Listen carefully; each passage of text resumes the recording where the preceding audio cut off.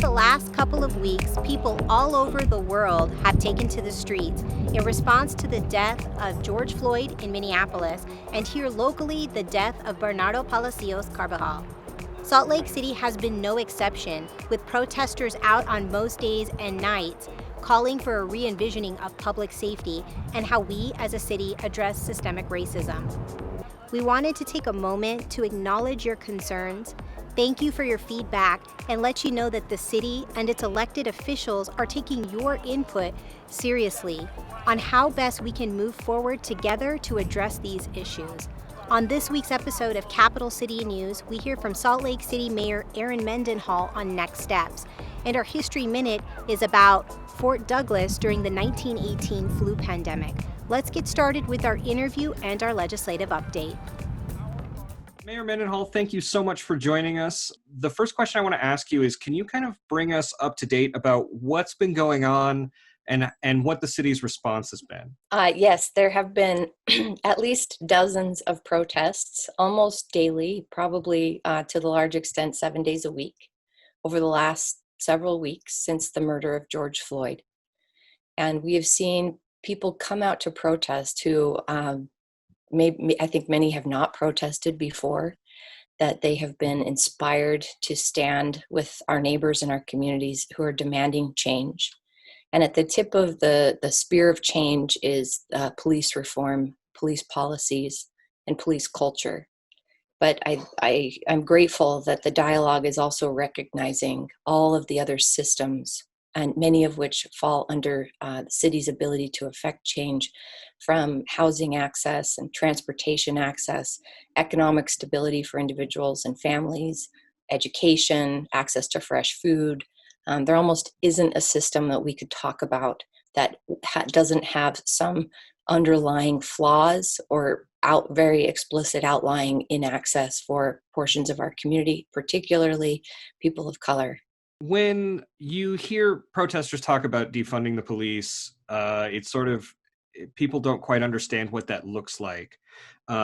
What do you hear when they say that, and what do you think that means from a policy standpoint from the city, moving forward? We've had really articulate people come to give the public comment, and in my 7 years or so in City Hall, I've sat through hundreds, maybe thousands of public hearings. I've been very impressed with the stories and the communication by the people who have been speaking their voice in the last few weeks about this. The $30 million, although there's always a request to invest more in social programs and affordable housing and transit access, there's also some requests for us to fund more of things that we don't fund at all, like teacher salaries and schools. But I think, the intention is very clear. A lot of people, Salt Lake City residents as well, might think, they hear racism and they think, a single person on the street screaming a racial epithet rather than an entire system. And they don't quite understand how a system can be racist or need to be addressed in such a way. What do you say to those residents who maybe are feeling a little scared about the idea that we might be, abolishing or defunding the police department or whatever, but in fact addressing something that needs to be addressed? Yeah, this is an awkward conversation for many people, which I think is why the United States has avoided this conversation for centuries. And for people with white people like myself who have privileges that we don't even recognize by the color of our skin, this whole conversation is an opportunity, and I would express a mandate for us to listen. For us to listen to what's being said and consider that the lens through which we have seen this country and opportunity and the potential of any human being may be intrinsically flawed. That the systems that serve us, that are supposed to serve all Americans, were not built to serve all Americans equally. And particularly for Black and Indigenous people of color, the access to opportunity across the systems, which we've already named several of them, is significantly less. Here in Utah, we can look at the gender pay gap, for example, where Utah often ranks the lowest or next to lowest for women's pay for the very same job compared to their male counterparts. But if you are a Black or Indigenous woman of color, your pay is significantly less than a white woman, even in that category. So we have local data across the board, whether it's graduation rates, it's economic access, it's opportunity to gain capital to start a business, crime rates in neighborhoods. All of these things help us recognize that locally we have a system working in tandem with one another that ends up disenfranchising our neighbors. Now, does it mean that anyone is intentionally doing that from City Hall, or that for someone listening to this who says, I'm not a racist, I'm never, I have Black friends, I've never tried to oppress someone, I am not a part of this.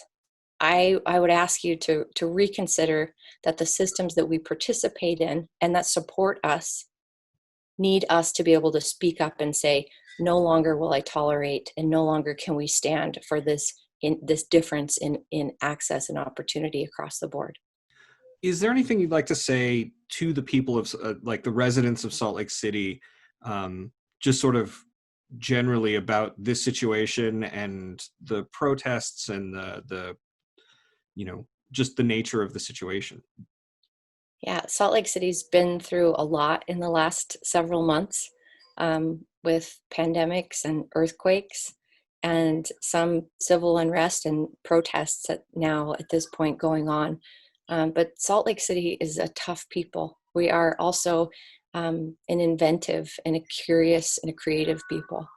And our front yard as a state has always been Washington Square. That's where protests and rallies happen, and we welcome that. We welcome people helping affect change and having their voices heard. I encourage Salt Lakers to not be afraid of what's ahead of us, to engage, and to let their voice be heard, no matter what their opinion is on this. It's going to take all of us coming together to make the change that affects everyone better.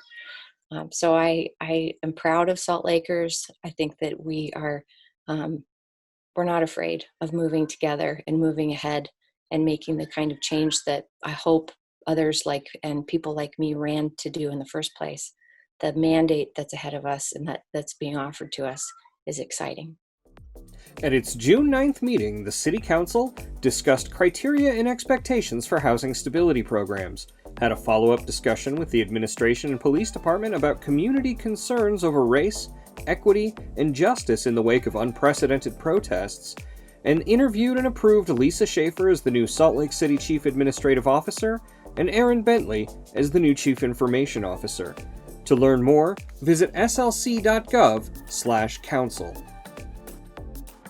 As a reminder, Salt Lake City is still in the orange moderate risk phase, and there are still many that are in the red higher risk category over the age of 65 who are using precaution. This also applies to those who are living with and caring for those individuals in the red phase. Dr. Angela Dunn, state epidemiologist, shares details. So what we're really relying on moving forward is for individuals to take that responsibility to physically distance when possible, wear a face covering when it's not possible, and staying home when you're ill. These are the key principles that will allow us to keep everybody healthy and safe while reopening the economy. So it's really essential to try to fight that fatigue. I know we've asked a lot of everybody over the past several months, but we're not at the end yet. So it's going to really take us a lot of discipline to continue taking these measures individually. And now it's time for History Minute. During the 1918 influenza pandemic, Fort Douglas was still an active military installation that needed to remain combat ready. To that end, Post Commander J.O.C. Hunt closed the base for a complete quarantine in order to protect the health and safety of the soldiers. To prevent the spread of the disease, no visitors were allowed in or out. Few exceptions were made for families of soldiers who were already ill, so they might take care of them. But even these families were subjected to very stringent health guidelines. Fort Douglas doctors did their best during the pandemic to participate with state health officials in creating guidelines and recommendations that would keep Utahns safe during the course of the disease. They were part of the hot topic of whether the state should make mask wearing mandatory to prevent the spread of the disease. Ultimately, they decided not to force people to wear masks, wagering that if people wore masks, they would remain less vigilant in their other efforts to keep the disease at bay, namely remaining distant from other members of the community, including their families. With COVID-19 cases on the rise, especially here in Salt Lake City, please be reminded to use caution whenever possible by wearing face coverings when out, maintaining 6 feet of distance between you and those you are not quarantining with, and avoiding large groups whenever possible. Please remember, if you're not feeling well, to get tested. Thank you for joining us for this week's episode of Capital City News. For SLC TV, I'm Poonam Kumar.